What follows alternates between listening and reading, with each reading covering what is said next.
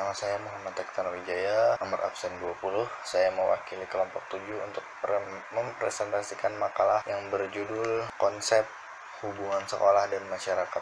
Video ini dibuat untuk memenuhi tugas mata kuliah Hubungan Sekolah dan Masyarakat dengan dosen pengampu Bapak Dr. Suhaimi, SPD, MPD. Selamat menonton.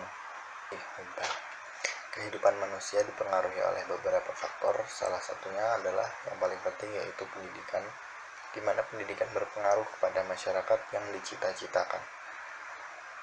Dilihat dari konsep pendidikan, masyarakat adalah sekumpulan orang dengan berbagai ragam kualitas diri yang tidak berpendidikan sampai dengan yang berpendidikan.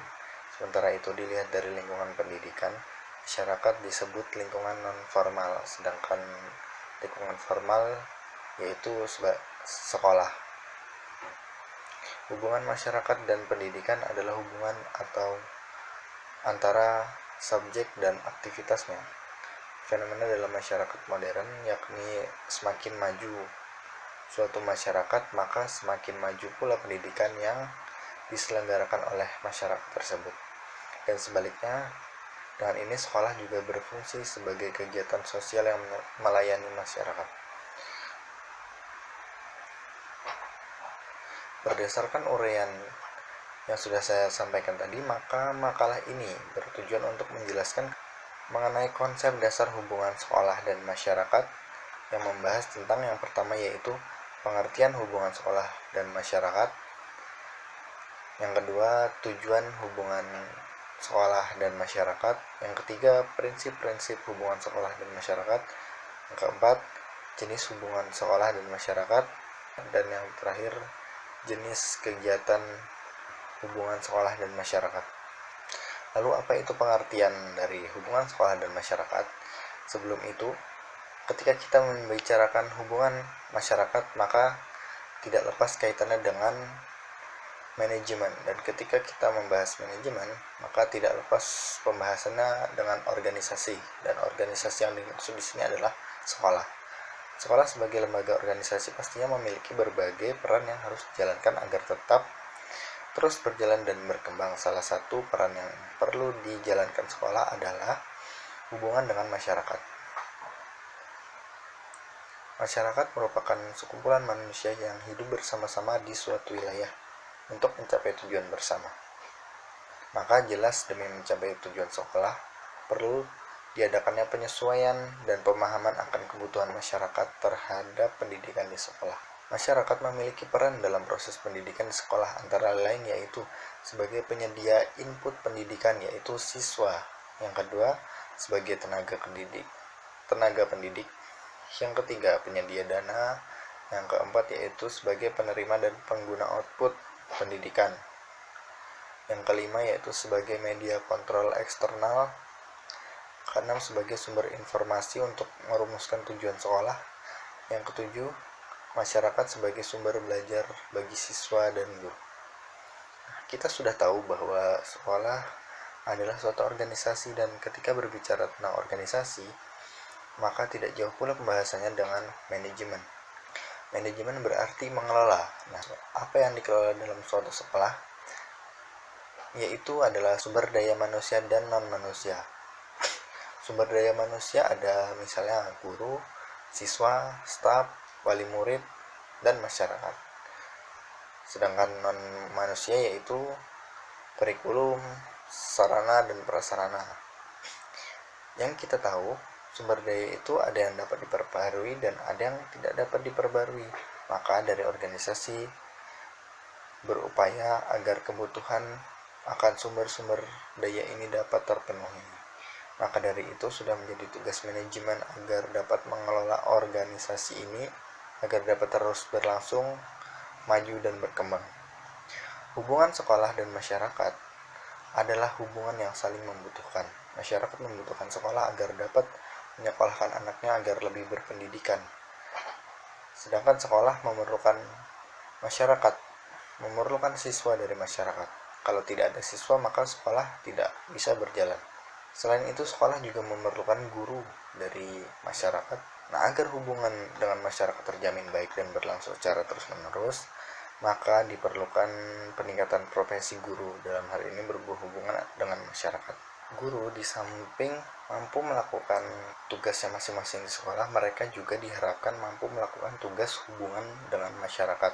Mereka bisa mengetahui lingkungan sekitarnya, misalnya ketua RT, ketua RW, lalu apa saja kegiatan yang biasanya dilakukan oleh masyarakat di sekitar lingkungan sekolah, misalnya setiap hari Minggu ada kerja bakti atau hal sebagainya. Nah, itu guru harus mengetahui, dan untuk melaksanakan itu guru harus memiliki kompetensi agar guru dapat memperoleh informasi dengan benar dan tidak asal-asalan.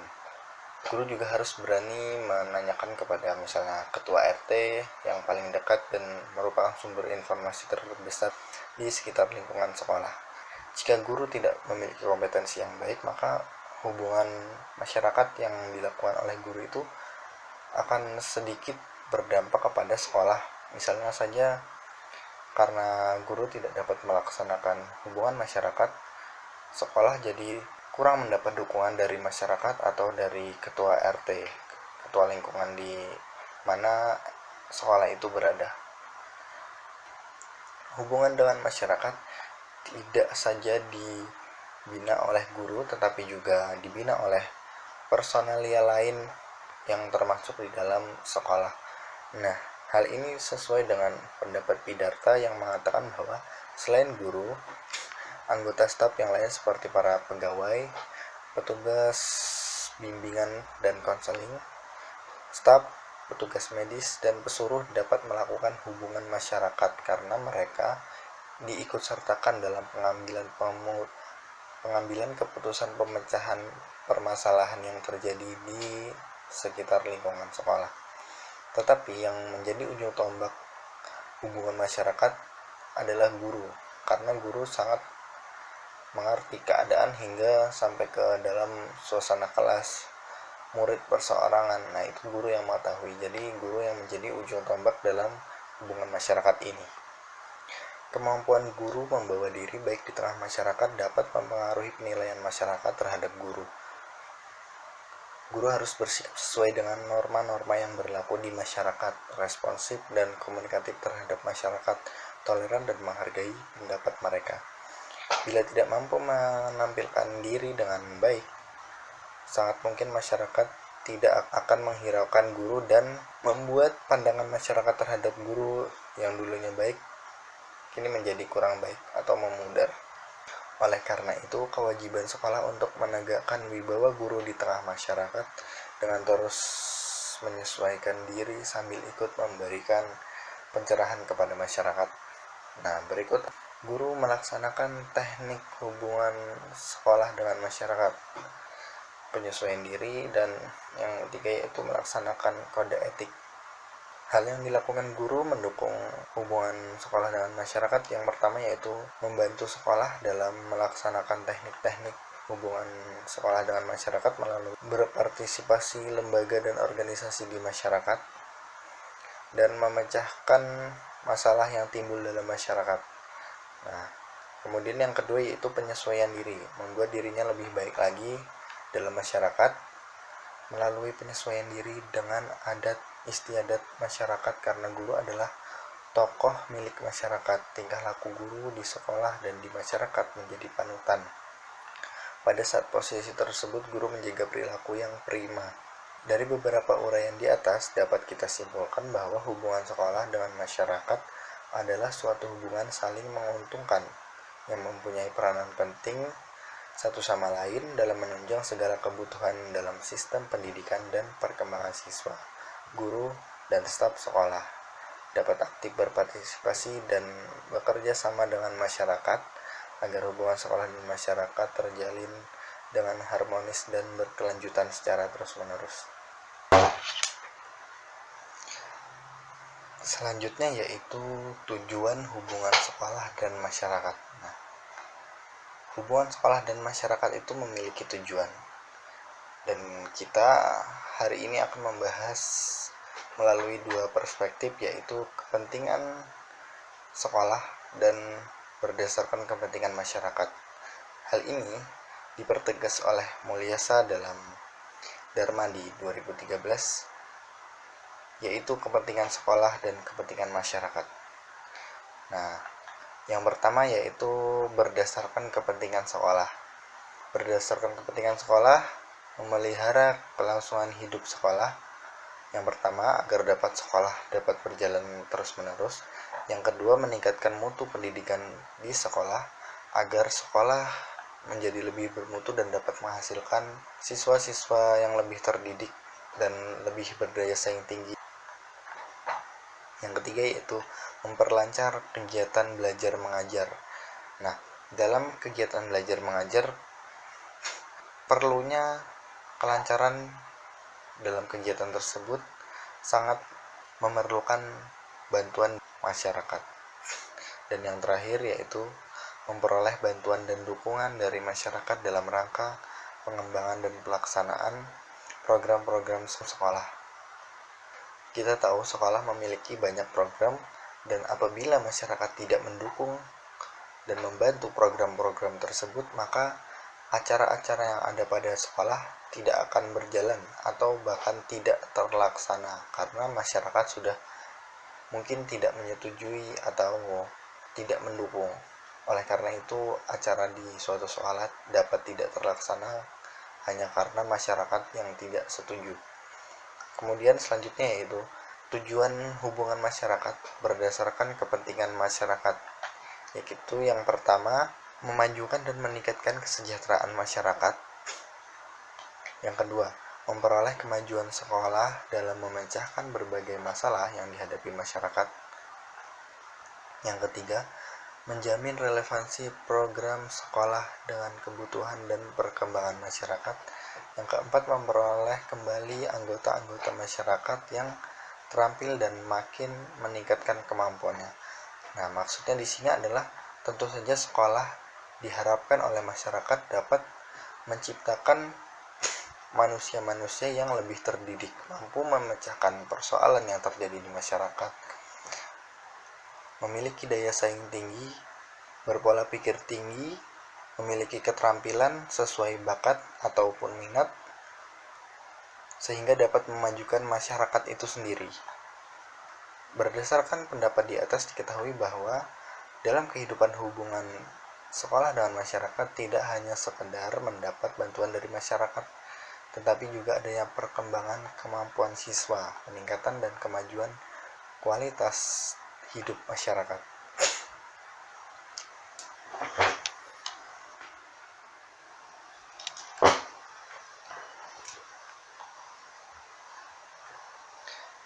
Yang selanjutnya yaitu ada prinsip hubungan sekolah dengan masyarakat.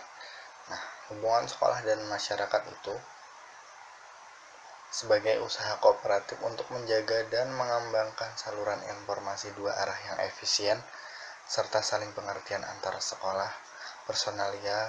Dalam melaksanakan hubungan sekolah dan masyarakat perlu dianut beberapa prinsip sebagai pedoman dan arah bagi guru dan kepala sekolah agar mencapai sasaran yang diinginkan. Prinsip dalam melaksanakan hubungan sekolah dan masyarakat ada 5, yaitu yang pertama, prinsip otoritas, kedua, prinsip kesederhanaan, yang ketiga, prinsip sensitivitas, yang keempat, prinsip kejujuran, dan yang kelima, prinsip ketepatan.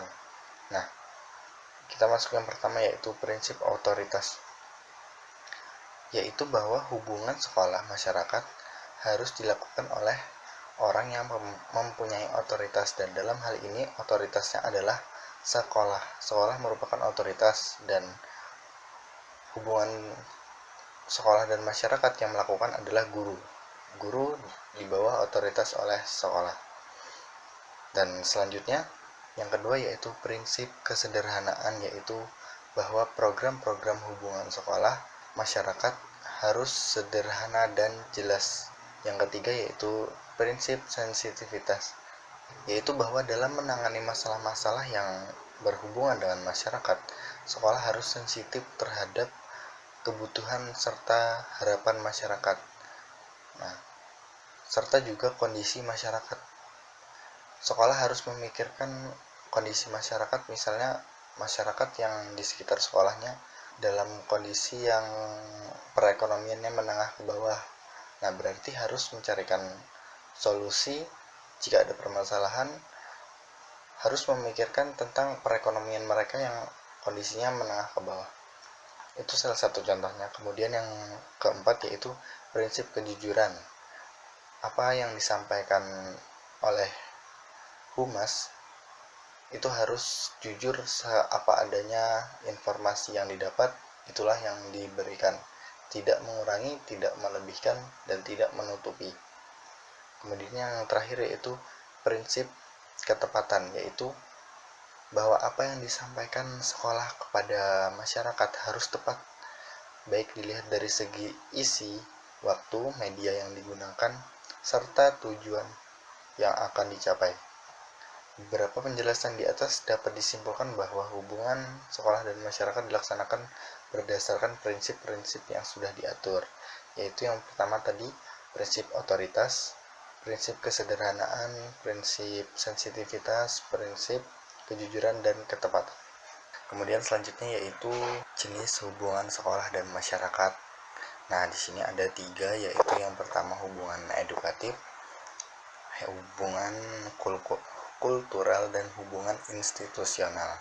Langsung saja kita yang pertama yaitu hubungan edukatif adalah hubungan kerjasama antara sekolah dan masyarakat dalam hal mendidik siswa, antara guru di sekolah dan orang tua di dalam keluarga.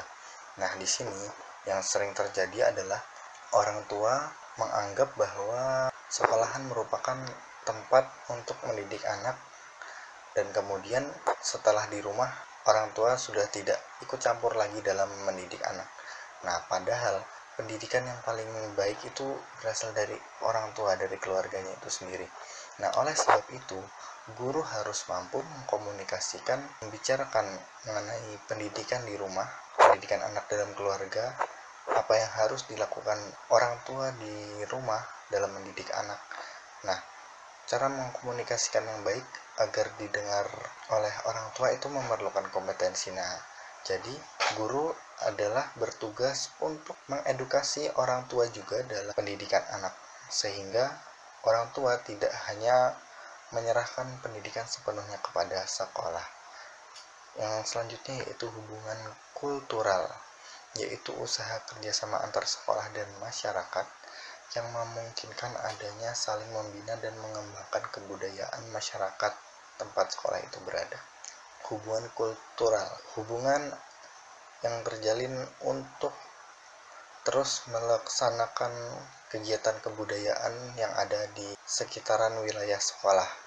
Nah, guru penting mengetahui kultur yang ada di sekitar lingkungan sekolah agar dapat mengajarkan kepada siswa bahwa kultur atau budaya itu sangat penting. Jangan sampai setelah mereka masuk sekolah mereka tidak diajarkan tentang kultur atau budaya, sehingga mereka tidak tahu dan tidak mengerti caranya melaksanakan dan melestarikan kebudayaan yang ada di lingkungan mereka. Dan terakhir yaitu hubungan institusional, yaitu adanya hubungan kerjasama antara sekolah dengan lembaga-lembaga atau instansi resmi lain, baik swasta maupun pemerintah, seperti hubungan kerjasama antara sekolah satu dengan sekolah-sekolah lainnya, puskesmas, pasar, kepala pemerintah setempat, ataupun perusahaan-perusahaan negara yang berkaitan dengan perbaikan dan perkembangan pendidikan pada umumnya. Selanjutnya adalah jenis kegiatan hubungan sekolah dan masyarakat. Nah, di sini menurut Suryo Subroto ada 2 jenis kegiatan hubungan sekolah dan masyarakat. Yang pertama yaitu secara langsung melalui tatap muka, dan yang kedua yaitu secara tidak langsung atau melalui media. Nah, maksudnya di sini adalah komunikasi, karena humas, kegiatan yang paling inti daripada humas itu sendiri adalah melakukan komunikasi. Nah, di sini menurut Suryo Subroto, komunikasi tadi ada 2, yaitu secara langsung dan secara tidak langsung. Nah, komunikasi yang secara langsung adalah contohnya misalnya seperti bertatap muka, seperti pada rapat dan musyawarah yang biasanya dilakukan di sekolah bersama para orang tua murid, komite, dan para staf guru. Kemudian secara tidak langsung yaitu berkomunikasi melalui media cetak, media elektronik, radio, televisi, buletin, dan pemberitahuan yang ditempel di papan pengumuman. Nah, apa tujuannya dari menyampaikan komunikasi? Nah, komunikasi itu bertujuan untuk menyampaikan informasi kepada orang-orang yang memerlukan. Misalnya, jika kepada orang tua murid, maka akan disampaikan kepada orang tua. Nah, dalam Humas, kegiatan komunikasi itu sangat penting agar segala informasi yang disampaikan dapat tersampaikan dengan baik dan dimengerti, serta sehingga dapat dilaksanakan oleh sasaran. Nah, selain menurut Suryo Subroto, ada menurut Rahmadi, yang mana kegiatan hubungan masyarakat itu ada kegiatan ke dalam dan keluar. Apa saja kegiatan ke dalam dan keluar? Langsung saja, yang pertama yaitu kegiatan ke dalam meliputi membina, menanam sikap mental para pendidik agar dalam diri mereka terdapat dedikasi untuk mendidik siswa dan sekolah, menumbuhkan semangat kelompok yang sehat dan dinamis, serta mendorong tumbuhnya kesadaran dan rasa tanggung jawab untuk memajukan sekolah. Nah, itu tadi kegiatan ke dalam. Kemudian kegiatan keluar yaitu mengusahakan tumbuhnya sikap dan citra yang baik di hadapan masyarakat yang positif terhadap segala kebijakan dan langkah-langkah tindakan. Nah, maksudnya ke dalam itu tadi adalah ke dalam lingkungan sekolah, dan yang dimaksud keluar ini adalah keluar lingkungan sekolah, yaitu kepada masyarakat. Sekian yang dapat saya sampaikan. Silahkan sampaikan pertanyaan di kolom komentar, dan jangan lupa yang lain untuk berkomentar sebagai tanda kehadiran. Terima kasih. Wassalamualaikum warahmatullahi wabarakatuh.